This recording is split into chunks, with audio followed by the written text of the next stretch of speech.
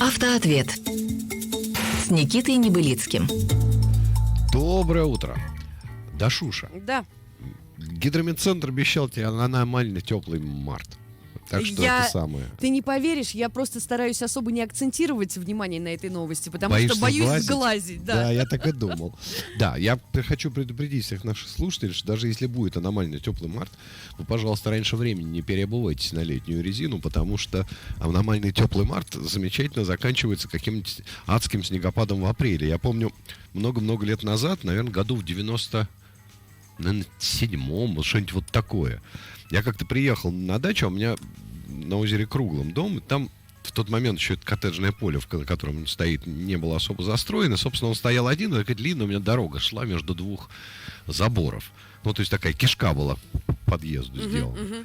Вот, я подъезжаю по основной дороге, открываю ворота и вижу, что это был 12 апреля, на День космонавтики, что у меня вот в этой кишке надулось снег ветром, и там вот реально в человеческий рост. Машина у меня полноприводная была, 8-я тогда, но там такой высоты сугроб, что там, я не знаю, даже на снегоходе нельзя было въехать. И я всю ночь размахивал лопатой для того, чтобы въехать к себе домой. Так вот, и купил после этого эту машину на гусеницах, которая чистит снег. Вот. Поэтому как бы я призываю наших все-таки сограждан понимать, что Не, расслабляться Россия, совершенно точно не да, нужно. страна, не находящаяся на экваторе полным своим территориальным составом. Поэтому как бы расслабляться не надо, все-таки ездить на нормальной резине, но тем не менее вроде как будет тепло, хорошо. И с чем я всех, собственно говоря, и поздравляю. Ладно, поехали по автоответу. Нам слушатель как раз написал: я вчера новенькие колеса летние собрал себе, теперь как растает, все поставлю, как белый человек, в очередях стоять не придется, красота. Ну, да, но все-таки вы остерегайтесь, потому что могут быть всякие неожиданности, а летние колеса... Вообще, кстати говоря, вот люди, которые обладали автомобилями там в конце 80-х, в начале 80-х, давно, когда еще не было вот такого четкого деления на зимнюю и летнюю резину, потому что сейчас же везде как. Там есть Европа, например, которая... один из самых больших автомобильных рынков, соответственно, один из самых больших потребителей той самой резины. Там есть четкое разделение зимняя и летняя резина. И, соответственно, люди, которые проектируют колеса, они проектируют их в расчете на то, что летняя резина, чтобы ездить летом, зимняя, чтобы ездить зимой. Раньше же такого не было. Даже вот эти жигулевские колеса BL85, они были, условно, в кавычках, относительно всесезонными. Сейчас резина стала действительно четко летняя и зимняя, и поэтому как бы летняя резина вообще не работает по снегу и накату, по льду, там вот по всему этому. Поэтому, как бы, к сожалению, надо переодеваться. Такая вот история. Так, друзья, я напоминаю, рубрика «Автоответ», и Никита Евгеньевич до конца этого часа отвечает на ваши вопросы про машины, про мотоциклы, +7 903 797 6333, и продолжается видеотрансляция на нашем канале в YouTube. Так, давай вот с такого сообщения начнем. Слушатель пишет: уже голова кругом. Citroёn Berlingo 13 года. 165 тысяч пробег, движок, если я правильно сейчас все прочитаю, EP6 120 VTI. Заедает первая передача, не дает втыкать, возникает сопротивление. Менял сцепление, неделю назад трос переключения передач. Поначалу, первый день, все было хорошо. Потом повторение ситуации. Иногда втыкается задняя и вышибает. И слегка вот стало заедать четвертая, а заедать стало полгода назад где-то впервые, я так понимаю. Мастер говорит, что это, скорее всего, уже синхронизаторы, и предлагает купить БУ-коробку, так как ремонт действующий, но, понятно, стоит сумасшедших денег. Что лучше сделать в данной ситуации? Чинить эту или купить бэушную?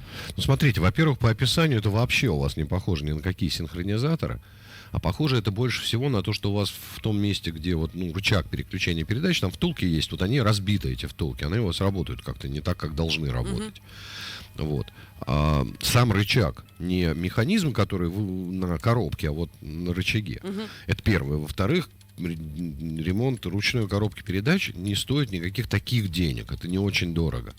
И, безусловно, если вы, соответственно, у вас коробка крякнула, то, учитывая, что Берлинго, скажем так, не та машина, на которой ездят бабушки в церковь по выходным, скорее всего, бэушная коробка будет с таким же большим пробегом, как ваша. Это, в общем, замена шила на мыло.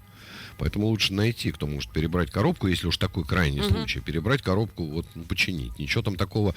Там, что летит в коробке? Там летят вилки, там летят стопорные кольца синхронизаторов, там летят синхронизаторы, там, ну, вообще, в принципе, в коробке, вот что может испортиться. Там летят шестерни иногда, в редких случаях летят подшипники. Ну, вот, как бы, надо просто взять и посмотреть коробку. А главное, что сделайте следующее. Вы добудьте из него магнит, ну, когда масло там в очередной раз будете менять, посмотрите, есть ли там стружка. Если стружки нет, или если ее мало, то, ну, с высокой степенью вероятности коробка тут совершенно ни при чем. Ну, Но потом, просто, видишь, понимаете, наш слушатель еще уточняет разброс по ценам, потому что чинить эту выходит от 25 до 40 тысяч, а бэушная стоит 15-18. но это не экономия. Ну, вы сэкономите 7 тысяч. Стружки там, вроде где- не было, пишет. Если нет стружки, значит, скорее всего, это рычаг. Там втулки такие капроновые, они изнашиваются, и, соответственно, вы когда, ну, размахиваете рычагом, переключаясь, вы тросу не сообщаете то действие, которое должны сообщить. Ну, чтобы трос знал, куда ему что тянуть. Поэтому, как бы, посмотрите вот это для начала. Очень похоже на то, что у вас разбит сам вот рычаг. Так, Ducati S2R 800 2006 года, живу в Сочи. Смогу ездить, как на японском мотике, иногда далеко, чего от него ждать? Да ничего особо не ждать, кроме того, что нужно десмосервис сделать, обслужить мотоцикл. Сможете, конечно, на Дукате лучше, чем любой японский мотик. А, даже вот так вот. Да. Так, хорошо. Хочу поменять Kia Soul на Nissan Leaf 2018 года. 40 киловатт, ежедневный пробег, при этом 150 тысяч. Дмитрий из Москвы пишет, что думаешь? Ежедневный пробег 150 тысяч. Сейчас я уточню еще Это раз. как это? Ой, 150 километров, прости, пожалуйста, это я не туда посмотрела. Нет, 150 на Ливе вы не проедете. Ну, в смысле, проедете, но прям вот надо будет дуть на педаль газа. А как альтернативные какие-нибудь варианты? Ну, слушай, я давай не буду называть. Я уже... Тесла? Тесла называется альтернативный вариант. Не проедет Лиф столько. Старый Лиф вообще на самом деле очень мало проезжает на одной батарейке. Он мало того, что у него маленький аккумулятор, так ко всему еще и... Он еще и к тому моменту, как бы купили бэушный, подсевший. Но Лиф еще энергетически неэффективен. Это, ну, машина, которая... У нее единственное достоинство, что он дешевый. Ну, не сможете вы на нем проезжать по 150 километров в день. Ну, так вот, чтобы спокойно проезжать. Вот. Так, хорошо, поехали дальше. Пишет, ладно, летняя резина в марте, но поедут же самые нетерпеливые мотоциклисты с криками «Мама, я открылся», а потом посты в Фейсбуке о том, как он открыл и закрыл сезон. Нет, ну это вообще отдельная тема. Слушайте, я, знаешь, я все-таки, ну, как бы люди живут там, где живут, да, я отстал уже от такой, от российской-то жизни, потому что я тут вчера прикидывал, я уже 9 лет, в общем, на самом деле, в России так постоянно Серьезно, не живу. уже 9 лет? Ну да. Господи. Как-то время летит так Ага, не говори. незаметно. Ну вот, у меня, конечно, нет никакого открыл сезон, закрыл сезон. У меня просто мотоцикл, основное транспортное средство, мотоциклы. И я езжу 12 месяцев в году, но вообще, конечно, надо смотреть, ну, как бы, что на дороге. Потому что даже вот я когда в центр Испании еду, там же минус, и снег бывает тоже. Но я просто смотрю прогноз погоды. Если снегопада не было, дорога чистая, я по ней еду даже в минус. А если нет, то не еду. Ну, и тут то же самое. С этим открыл сезон, закрыл сезон. Я, кстати, вчера смотрел очень милое новое российское кино, такую комедию. Называется оно «Бумеранг» с Нагиевым в главной роли. Ну, конечно, замечательный Нагиев актер, надо заметить, Нет, разный. даже Все не слышала. очень симпатичное кино, сделано Бусловым, тем же самым, кто «Бумер» сделал. И там смешная есть сцена. Там Нагиев в больницу приходит, а с хирургом там Слепаков. И идет по коридору, а там люди лежат. Он говорит, это, говорит, что такое-то? Чего люди-то в коридоре лежат? Он говорит, так вот сезон открылся, вот как бы. Ха. Поэтому, Минутка черного юмора, да? ну да. Так, Илья из Калининграда пишет: здравствуйте, любимое радио. После ремонта подвески и задних тормозов на Шкоде Суперб 2012 года выпуска на приборке горит гирлянда ошибок. Что думаете, само пройдет, когда притрется, или же есть косяк при замене каких-то деталей? Спасибо заранее, пишет Илья. Не-не-не, 100% не пройдет само, когда притрется. Это вообще никак не взаимосвязано. Скорее всего, если судя по тому, что вы описываете, там есть на машине есть датчик, который обороты меряет колеса. Ну, по нему там ESP работает. Ну, много, в общем, чего, в том числе, например, круиз-контроль, даже если он не адаптивный. Так. И, скорее всего, этот датчик либо провод оторвали, либо не надели этот провод, либо испортили, потому что они разные бывают по конструкции. Иногда этот датчик отдельная деталь, вот на BMW это отдельная деталь. А, например, на каких-то других машинах, я уже не помню навскидку на каких, это кусок подшипника колесного. И как бы вот надо смотреть, что произошло. Может быть так, что и испортили, и как бы... Ну, там датчик холода, на самом деле, обычный стоит. То есть ничего такого особенного, но могли и провод оторвать, и магнит могли отломать, все что угодно могло быть. Но это не притрется, это надо найти, что не работает. Это, по большому счету, это делается очень просто. Вы подключаете прибор. Я еще раз призываю тех людей, которые как бы даже сами не чинятся. Ну, купите вы себе этот переходник блютусный в OBD и программу на телефон. Можно же все посмотреть. Сейчас очень хорошие вот эти вот программы есть. И есть дорогие, там, типа Launch или там Клара или Вася Диагност. Есть дешевые, но как бы... Ну, только единственное, не совсем вот эту имитацию кипучей деятельности покупать, которая там 4 евро стоит, которая, ну, просто там часть ошибок снимает, причем не по мотору, там, ни почему, а такую более продвинутую программу, в которой можно посмотреть и параметры, и все, подключился, и видно сразу, и тогда завели машину, у вас ошибки горят, прежде чем уехать с сервиса, подключились, посмотрели, потому что, естественно, сервис, если что-то накосячил, он пытается, ну, от вас отмазаться. Вот, а так он не сможет отмазаться. Ну, к сожалению, да, качество человеческого материала, оно, мягко говоря, не самое лучшее. И как следствие этого людей, которые профессионально в чем-то понимают, их довольно мало на сервисах. Там текучка, и как бы ребята молодые какие-то приходят, которые не очень в этом разбираются. Вот. Приходится как бы компенсировать это собственными каденциями. Ну вот, как-то так. Так, Миша из Казани с таким вопросом. Скажите, как опытный человек, сколько ходит без серьезного ремонта классический ВАГ типа Пола или Рапида российской сборки? Да много ходит. Ну, если правильно пользоваться, ну, какой-нибудь Пола, ну, новый купленный, легко и непринужденно 1500 проедет, ничего с ним не будет. Такого существенного. Ну, то есть надо обслуживать, там расходники будут, конечно, кончаться. Ну, вот так. Еще раз, машины современные, очень ресурсные. Машина портится от неправильной эксплуатации. Вот точка. Я уже приводил многократно пример. Ну, вот классический такой вариант, который, ну, все считают, ну, просто апофеозом ненадежности. Вот Fiat 500. Маленький, дешевый, сделан на базе Панды, итальянский, к 4F относится. Но вот лично у меня он проехал 500 тысяч километров. И ничего ему не стало. В нем родной мотор, родная коробка, он никогда не ремонтировался капитально. Ну, то есть ничего ему не стало. Правильно эксплуатируйте, и все будет работать. «Жигули» даже без особых проблем 250 тысяч пройдут. Вот с УАЗом, да, там проблема. Ну, там он изначально просто, вот он, УАЗ, это автомобиль, сложенный из неисправных запчастей людьми, которые ничего не понимают в автомобилях. Для тех, кто не разбирается в том, что такое автомобиль. Вот это такая совокупность. Поэтому они друг друга нашли. Вот. А все остальное прекрасно себе, и даже китайцы ездят. Не всегда, но ездят. Так, под видеотрансляцией тебя спрашивает наш зритель. Никит, какой, по вашему мнению, самый универсальный мотоцикл в качестве единственного для Кипра из новых? Слушайте, я бы брал, ну, наверное, что-нибудь, ну, какой-нибудь МТ-09 Ямаху. То есть, на самом деле, не надо пытаться брать... Вот почему-то все пытаются брать адвенчер-байки, или так называемые турендуро. Вот это не нужно, потому что это не универсально. Это как второй мотоцикл, да, замечательно. А так, ну, либо МТ-09 из таких, из недорогих. Но если денег много, то, ну, есть такой мотоцикл Абсолют. Триумф Рокет 3 новый. Ну, вот просто вот, ну, как он Абсолют такой. Вот тогда можно его. Ну, или там, я не знаю, Street Fighter Ducati, вот V2, замечательный совершенно мотоцикл. Что еще такое универсальное это подсказать?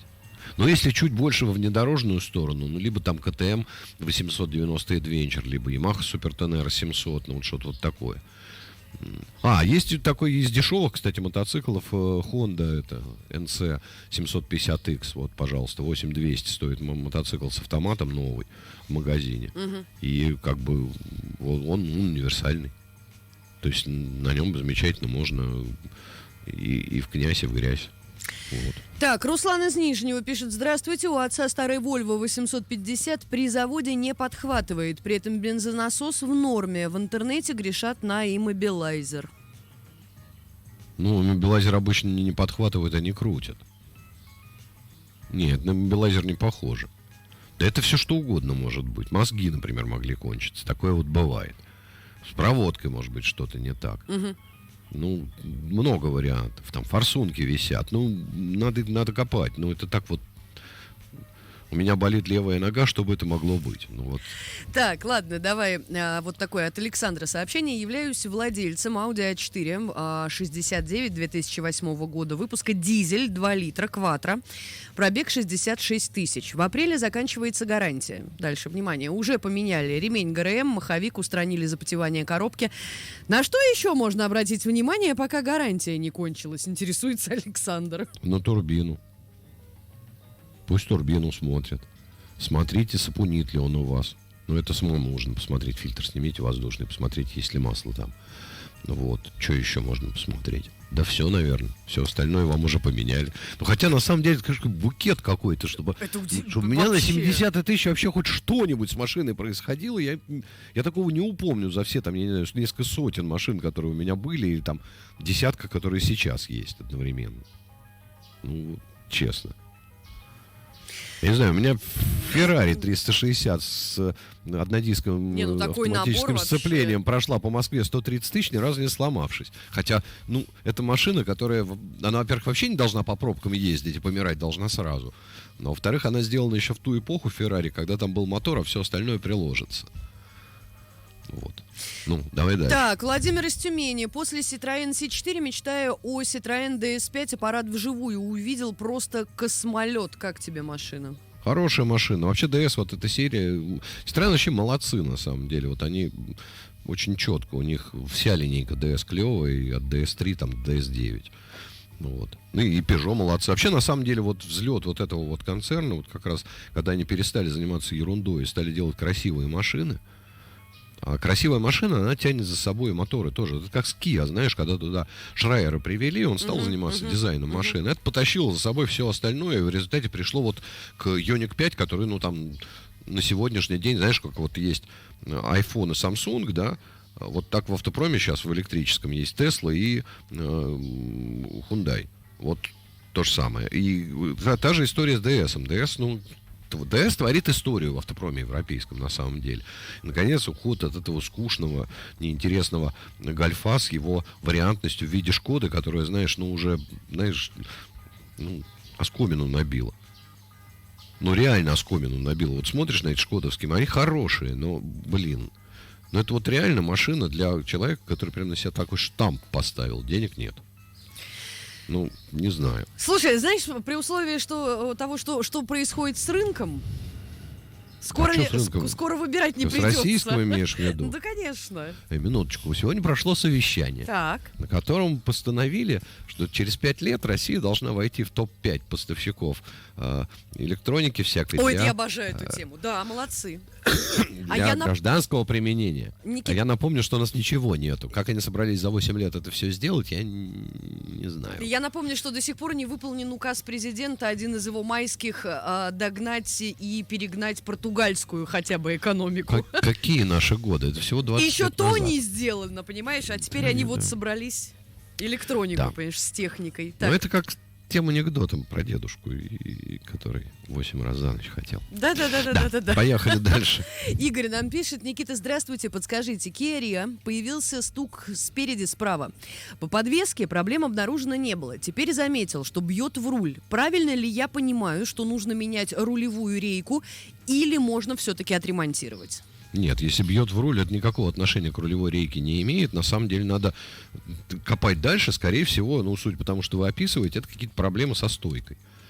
И то, что не обнаружено проблем, не значит, что проблем нет, значит, их плохо обнаруживали.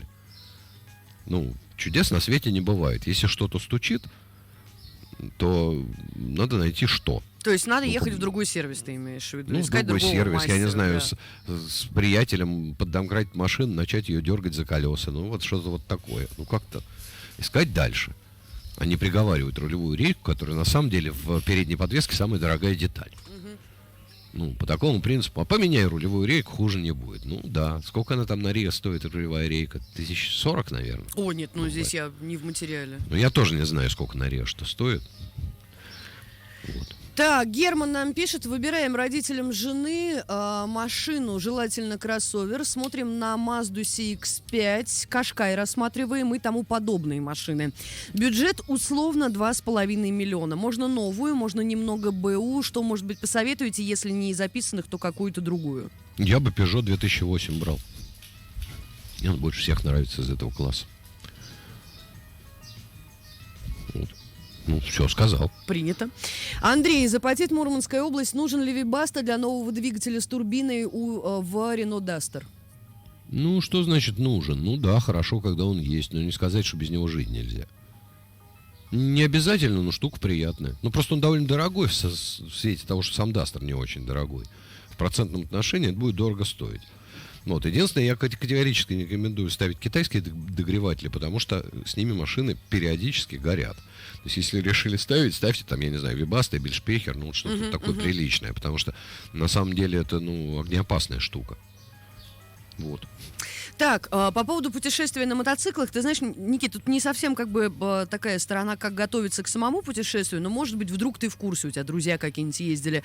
Максим нам написал, планирую летом мотопробег на Урал через Казахстан. Надо ли как-то заранее готовиться к пересечению границы или все процедуры решаемы на месте? Это просто через Казахстан ездить. Ну, если там не случится очередного, это самое, какого-нибудь... Потому что там на самом деле ничего не кончилось. Там митинги продолжаются, и как бы оно просто сейчас перешло в немножко другую фазу, но... Думается, власть-то прогибать понравилось, ее прогибать буду дальше, но я не про это даже. Я про то, что никаких проблем в Казахстан легко и въезжать, и переезжать. То есть это прямо на это границе? Это не Китай. Вот да. с Китаем геморрой, Нет, а с Казахстаном никакого. Так, Юрий из Новосибирска. Здравствуйте, уважаемый Никита Даша. Интересует мнение Никиты об установке армированных тормозных шлангов на стандартные суппорты. Ну, это всегда хорошо, армированный шланг, потому что шланг резиновый, естественно, как вы понимаете. Если он не армированный, то когда вы нажимаете на педаль, у вас часть энергии уходит на то, чтобы раздвинуть стенки этого шланга. Он распухает, и у вас получается большой свободный ход педали. Ну, он не свободный. Вот не то ощущение, когда она совсем мягкая. Но вот от момента нажал до момента сработали, ну, больше времени проходит. Армированные шланги — это всегда хорошо, никаких отрицательных моментов в них нет. Это хорошая штука. Так, сейчас, Никита, здравствуйте. Сейчас много рекламы в Инстаграм по поводу электромото. Цена прям демократичная, есть ли смысл связываться? Нету смысла связываться с той прям демократичной ценой. Это на самом деле не по автономности нисколько не едет и греется. В общем, вся эта китайская шняга, она пока не очень работает. Есть электромотоциклы типа там Zero или там Энерджики, ну, то есть это, или там Лайтнинга. Но это дорогие штуки, и как бы я пока скажу так, электрический мотоцикл, вот он на подходе, но его пока еще толком, вот чтобы сказать, что вот уже можно рассматривать, нету. Очень хороший проект готовит Williams Триумф вместе с Williams. Триумф — это английская компания, выпускающая мотоциклы, а Williams — это, понятно, команда Формулы-1, потому что довольно много за счет Керса появилось наработок по электрической теме у команд Формулы-1, плюс там карбона много, в общем, они с карбоном работают. Вот у них вроде как будет. Но это вот, собственно, с моей точки зрения, ну, один из первых вот таких, из первых ласточек, серьезных производителей, которые вот что-то такое придумывают. И, соответственно, вот харлеевский Lightning, но, честно, я на нем не ездил. Харлей меня забыл позвать на презентацию, хотя она была в Барселоне. Я уже жалился на эту тему. Было дело, да. 2 назад, да. Теперь они уже не Харлеем называются, они просто отдельно Лайтнингом называются, как отдельная линейка харлеевская. Ну, как вот DS у Citroёn. Вот. Но я не могу про него ничего конкретно сказать, потому что не ездил. Только читал. Ну, пока рано, короче. Ну, я бы не стал пока связываться с электромотоциклом. Мне кажется, это еще рано. Так. Потому что я ездил на этом самом КТМ EX электрическом. Ну, он очень тяжелый по ощущениям. Не по весу он нормальный, а вот по ощущениям. По управляемости, в смысле, все высоко, и вот это все, ну, это пока не то. Так, Елена пишет, Nissan Micra, 2005 год, автомат, иногда редко тупит коробка передач, не переключается скорость. Останавливаюсь, глушу машину, сразу завожу, тогда машина едет нормально, чтобы это могло быть, куда копать. Надо проблем коробки надо подключать прибор и смотреть. Потому что, на самом деле, коробка довольно полно диагностируется, любая. Вот. И это не неисправность, которая должна быть причина. Скорее всего, причина... То есть поломка не в том, что она не переключается, а поломка в чем-то другом, типа не додает давления, не держит давление, недостаточно быстро набирается давление. И коробка встает в аварию. Вы когда ее глушите и заводите, она у вас из аварии выпадает, и какое-то время до того момента, пока еще раз не случится подобное, она вот не работает. Поэтому как бы вот, надо Друзья, копать. Никита Небылицкий, «Мужские игры». Сегодня, я напомню, рубрика «Автоответ». Никита до конца этого часа отвечает на любые ваши вопросы, связанные с автомобилями, мотоциклами. СМС-портал WhatsApp и Viber по одному номеру. +7 903 797 6333. А также продолжается видеотрансляция из студии на канале «Серебряного дождя» в YouTube.